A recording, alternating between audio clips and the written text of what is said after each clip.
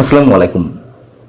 আওয়ামী সরকারের সময় আমরা যে কোনো গণতান্ত্রিক আন্দোলন প্রতিহত করতে যেমন ছাত্রলীগকে লাঠিয়াল বাহিনী হিসেবে আবির্ভূত হতে দেখেছি, এখন এনসিপি ঠিক সেই ভূমিকায় অবতীর্ণ হয়েছে। সরকারের লাঠিয়াল বাহিনী হিসেবে যে কোনো গণতান্ত্রিক আন্দোলন প্রতিহত করতে তারা সেই ভূমিকা পালন করতে যাচ্ছে বা করছে, আমরা দেখেছি।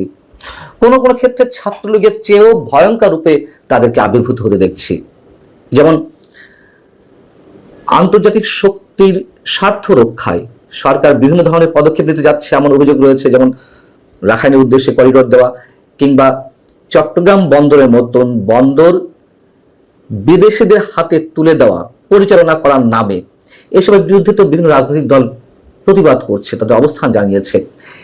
এইগুলোতে যারা আন্দোলন শুরু করেছে, যেমন বন্দরে, চট্টগ্রাম বন্দরে শ্রমিকরা অবস্থান কর্মসূচি পালন করছে, সরকারি নতুন যে অধ্যাদেশ কর্মচারীদের জন্য সেটার বিরুদ্ধে যে আন্দোলন চলছে, সেগুলোতে জাতীয় নাগরিক কমিটি হুঙ্কার দিচ্ছে, হুঁশিয়ার উচ্চারণ করছে। কেন, কি কারণে, তাদের স্বার্থটা কোথায় আসছে সে বিষয়ে এখন সারা দেশে যে আলোচনার বিষয়টি তা হচ্ছে সরকারি কর্মচারীদের ক্ষেত্রে সরকার যে নতুন অধ্যাদেশটি জারি করেছে সেটার বিরুদ্ধে যে আন্দোলন চলছে। সেটাই তো সেই অধ্যাদেশে আসলে কি বলা হচ্ছে? যা বলা হচ্ছে তা তো একেবারেই সংবিধান পরিপন্থী এবং ট্রেড ইউনিয়ন করার ক্ষেত্রে সম্পূর্ণ বিরোধী, এমনই একটি কালাকানুন। বিশেষজ্ঞরা তেমনটা বলছেন।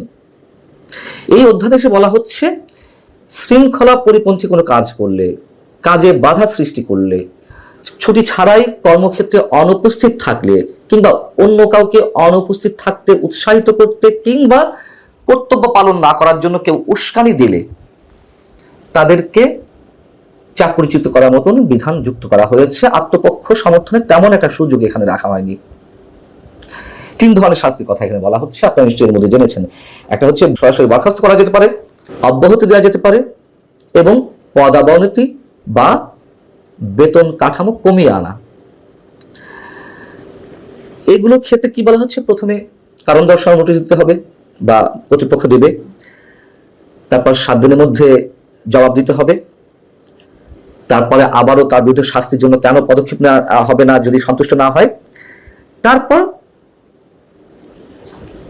চাকরিচ্যুতের মতন যে কোনো দণ্ড কর্তৃপক্ষ দিতে পারবে। এখানে বলা হচ্ছে কি যে এই যে এর বিরুদ্ধে আপিল করতে পারবে, মানে উচ্চপদস্থ যে কর্তৃপক্ষ তাদের বিরুদ্ধে, মানে সেখানে আপিল করতে পারবে, কিন্তু কর্তৃপক্ষ ইচ্ছা করলে সেই আপিল তারা মানে গ্রহণ করতেও পারে, নাও করতে পারে।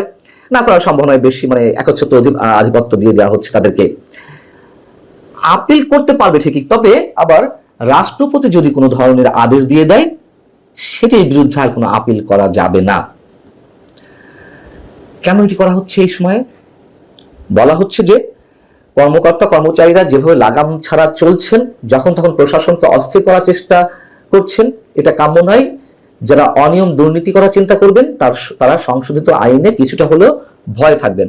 এটি বাস্তবতা, এটি স্বীকার করে নিতে হয়। সরকারি কর্মকর্তা বা কর্মচারীরা যে কোনো সময় যে কোনোভাবে আন্দোলন যায়, এটা নিঃসন্দেহে সরকারের বিভিন্ন ক্ষেত্রে কাজের বাধা সৃষ্টি হয়, কিন্তু সেইগুলো প্রতিরোধের জন্য তো আইন রয়েছে। সেগুলো কার্যকর না করে কেন এইভাবে মানে শর্ট নোটিশেই 14 কার্য দিবসের মধ্যে তাদেরকে শাস্তির আওতায় আনতে পারবে, কেন তারা আপিল করতে পারবে না রাষ্ট্রপতির আদেশের বিরুদ্ধে? এই জন্যই এগুলোকে কালা কানুন বলা হচ্ছে। যারা আন্দোলন করছেন তারা কি বলছেন? এবং মজার কথা হচ্ছে, একটু বলে রাখি, এই অধ্যাদেশটি কিন্তু সরকারের সব কর্মকর্তা কর্মচারীদের জন্য নয়, শুধুমাত্র কর্মচারীদের ক্ষেত্রে। দুর্নীতির ভাগ বাটোয়ারা কোথায় গিয়ে আগে বেশি পৌঁছায়? কর্মকর্তাদের ক্ষেত্রেই তো। তারাই তো যেমন ইচ্ছে চলেন, তাদের উপর ছড়ি ঘোরানোর লোক তো খুব কম। অথচ কর্মচারীদের ক্ষেত্রে আইন থাকা সত্ত্বেও আবার এই অধ্যাদেশটি জারি করা হয়েছে। কেন সে বিষয়ে একটু বলবো। এখন কর্মচারীরা যা বলছেন যে এই অধ্যাদেশের বলে কি হবে, তাদের উপরে যে কোনো নিবর্তনমূলক সিদ্ধান্ত চাপিয়ে দেওয়া সম্ভব হবে, মত প্রকাশের অধিকার ক্ষুণ্ণ হবে, সভা সমাবেশ কিংবা কর্মবিরতির মতন কোনো প্রতিবাদ কর্মসূচি তারা করতে পারবে না, যেটি বলছিলাম, যা সংবিধানের একেবারেই পরিপন্থী। গণতান্ত্রিক অধিকার বলে কিছু থাকে না। এবং অফিসের যারা উচ্চপদস্থ কর্মকর্তারা বা বস, তাদের যে কোনো অন্যায় আদেশ পালনে বাধ্য থাকতে হবে। পক্ষান্তরে তো তাই, যে আমি অফিসের বস, আমার কোনো কর্মচারী তাকে আমি কোনো অন্যায় আদেশ দিলাম, তিনি করলেন না, তাকে যে কোনো অজুহাতে আমি যে কোনোভাবে আটকে দিতে পারি, চাকরি থেকে বরখাস্ত করে দিতে পারি, সেই সুযোগটি তো রাখা হচ্ছে। এখন বিষয় হচ্ছে সরকার যেটি বলছিল যে সরকারের এই কর্মচারীরা বিভিন্ন সময় লাগাম ছাড়া আন্দোলন করছে, তাদেরকে ঠেকিয়ে রাখা যায় না, তাদেরকে একটা বাইন্ডিংসের মধ্যে আনার জন্য এই ব্যবস্থা। আসলে কি তাই? বিষয়টি হচ্ছে যে শেখ হাসিনা সরকারের পতনের পর থেকে অনেক ধরনের আন্দোলন হয়েছে। অনেকে বলছেন প্রশাসন যন্ত্র এবং সচিবালয়ের বিভিন্ন ঘটনার কারণে সরকার বিব্রতকর অবস্থায় পড়েছে, এবং বিশেষ করে পদোন্নতি সহ চাকরি সংক্রান্ত বিভিন্ন বিষয় নিয়ে বিসিএস এর বিভিন্ন ক্যাডারের কর্মকর্তাদের যে মধ্যে যে বিরোধ লেগে আছে, সেইগুলোর নিষ্পত্তির জন্য এই অধ্যাদেশটি জারি করা। যদি তাই হয়ে থাকে, তাহলে আর যারা মব ক্রিয়েট করে এ ধরনের দাবি দাওয়া আদায় করছে তাদের ক্ষেত্রে কি হবে?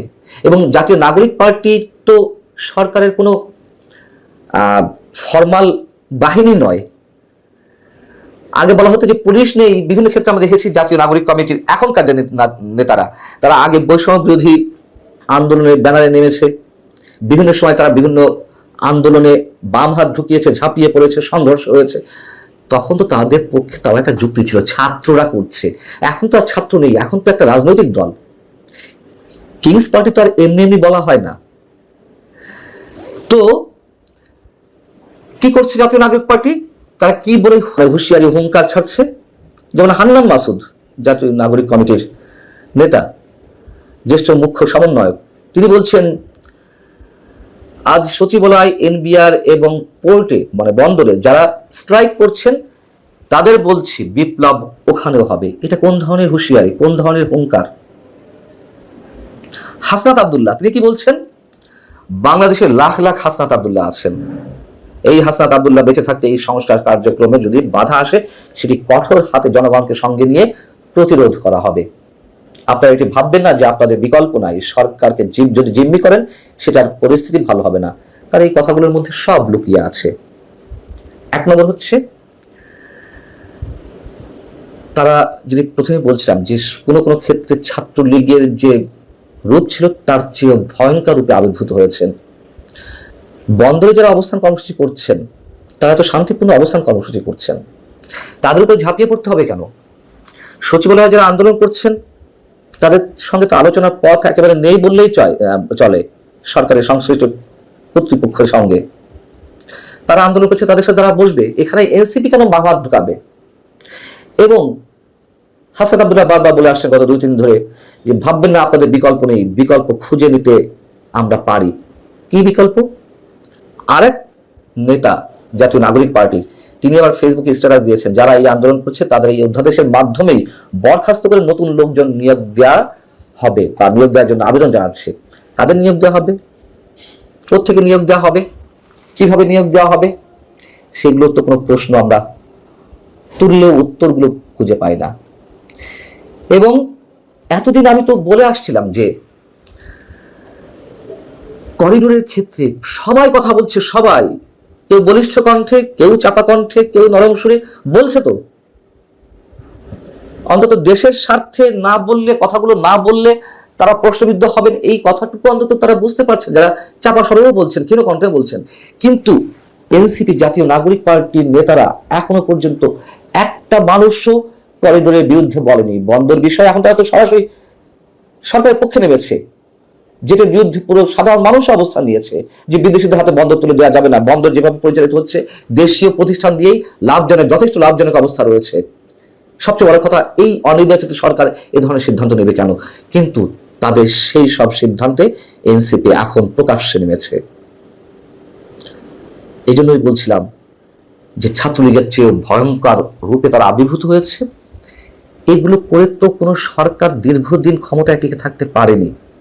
এই সরকারের পতনের কথা অনেকেই বলার চেষ্টা করছেন। যা যা ঘটছে তাতে সরকার নিজের পায়ে নিজে কোড়ল মারছে, এবং তাতে আলো বাতাস পানি দিচ্ছে এনসিপি। সরকারের পতনটাকে সম্ভবত ত্বরান্বিত করছে তারাই।